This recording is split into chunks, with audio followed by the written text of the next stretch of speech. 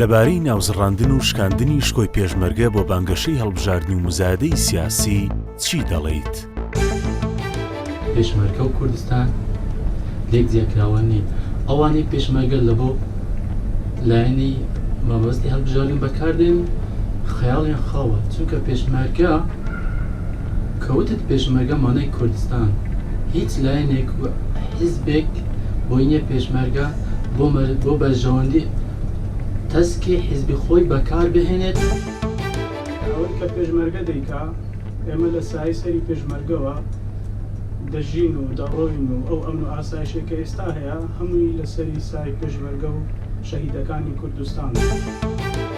پێشمەرگە مایەی سەربەرزی و شکۆ و ئازادی میلەتی کوردە. ئێمە ئەم کوردستانە پێشمەرگە پارێزتوێت و پێشمەرگەی پارێزی و پێشمەرگە سەربەرزی وڵات. ئەو کەسانەی کە پێشمەرگە بە سووک دانەنیان بەچە بچووکەوە سەیری پێشمەرگەکەن، ئەو کەسانە تێگەیشتوو نین، نەگەیشتونەتە ئاستی پێشمەرگەوە.